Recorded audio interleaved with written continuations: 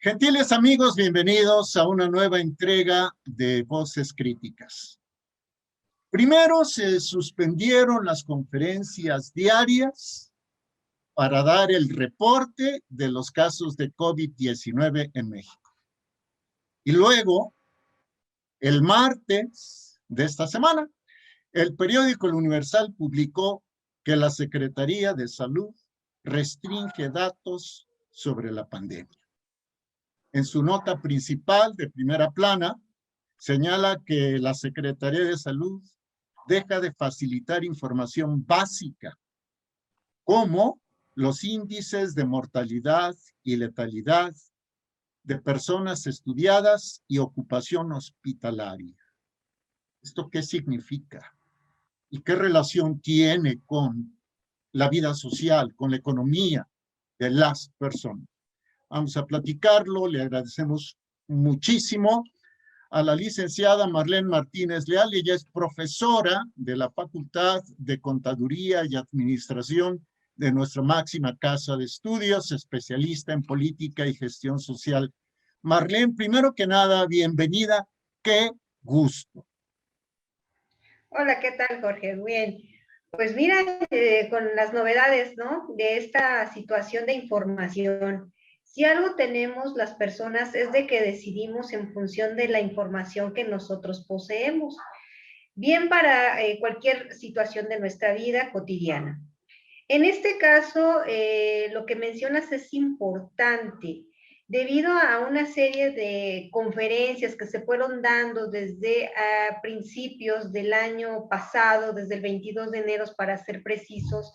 Se inició una serie de conferencias vespertinas, estos liderados por la parte de la Secretaría de Salud del gobierno de la ciudad, del gobierno nacional, del gobierno de México. Después de esto, pues tuvieron una serie de temáticas que se fueron trabajando a lo largo del tiempo. Estas fueron, pues, primero dar a conocer los reportes de cómo se iba comportando el COVID-19 en nuestro territorio. La información general que se generó en estas conferencias de prensa vespertina o informes técnicos llamados así, pues nos daban cuenta de tres cosas básicas. Jorge, la primera era de los casos activos que estaban teniéndose en México, de los casos recuperados de las personas que lo habían tenido, los fallecimientos que también habíamos adquirido e inclusive la parte de la letalidad. Con el paso del tiempo, estas informaciones se fueron haciendo cada vez pues mucho más extensas. ¿Qué significa? Se le fueron agregando algunos otros indicadores. ¿Como cuáles? Pues el primero, pues indicadores como la sana distancia, cómo estaba la movilidad por territorio en algunos casos. Al principio fue general como todo, pues no estábamos en posición de tener ya un instrumento. Se fue diseñando con el paso del tiempo de esta pandemia y con las condiciones de nuestro país.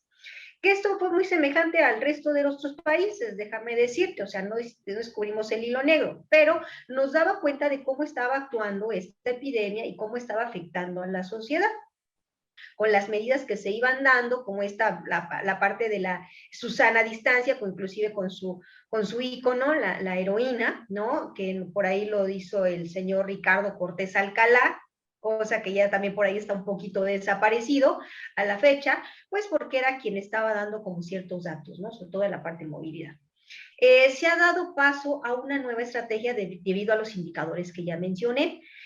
La primera fue que tuvimos un semáforo. Recuerden que nosotros teníamos un semáforo para poder regresar a la llamada nueva normalidad. ¿Cuándo se da este pues nuevo semáforo? Estamos hablando de entre junio, julio del año pasado para poder decir quiénes sí podíamos trabajar y quiénes lo hiciéramos desde casa.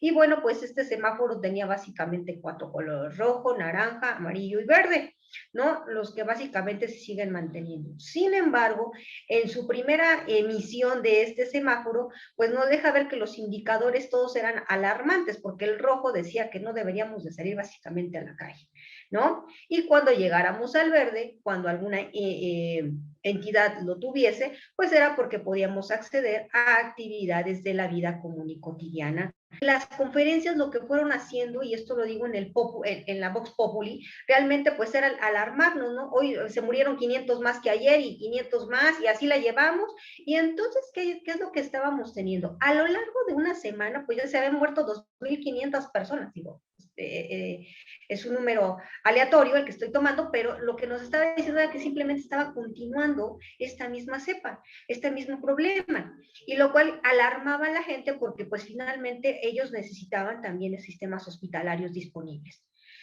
lo cual pues obviamente también causa una psicosis a nivel personal e individual.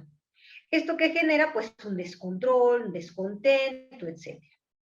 Para rebajar este tipo de niveles, sobre todo en la parte de la atención social, que es lo que estaríamos visualizando aquí, pues se disminuyeron algunos de los indicadores con la única intención pues de ya no estar todos los días, 7 de la noche, pues viendo la noticia, ¿no? Dada por un subsecretario para saber cuántos habían muerto, ¿no? Y decir gracias, no me morí yo o mi familiar.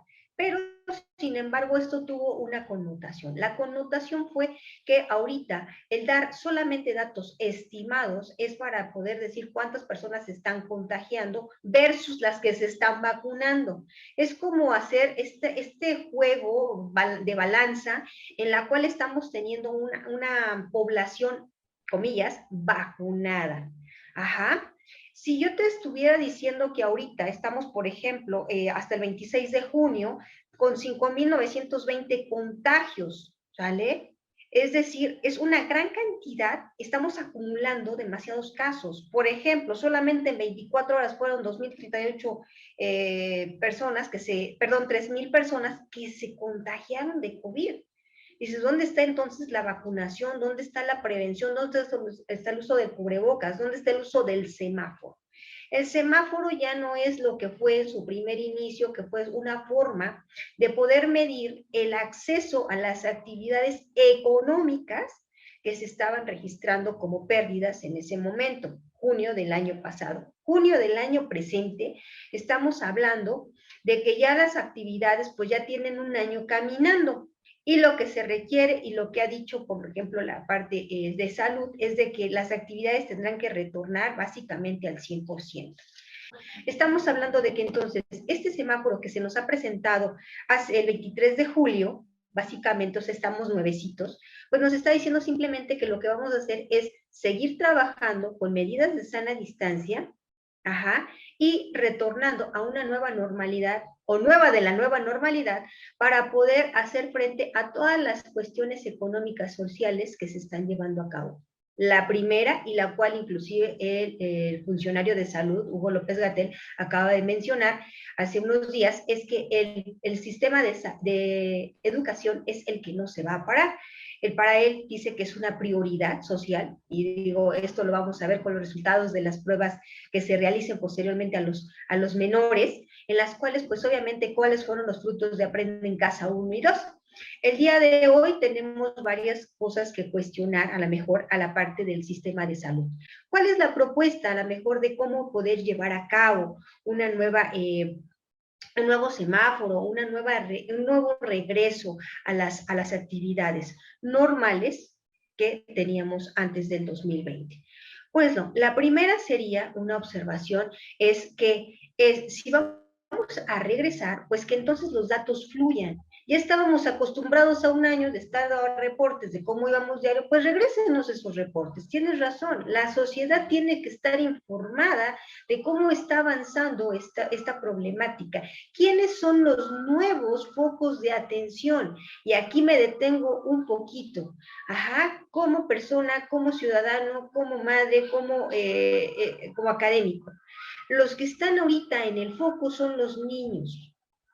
Por desgracia, no hay vacuna todavía para los pequeños. La edad menor ahorita que se ha registrado es de 12 años para la vacunación para países como Estados Unidos, en los cuales ya se les está administrando. Pero los niños no crecen hasta de 0 a 12 años. No solamente están en los 12 años. Hay en menores de edad.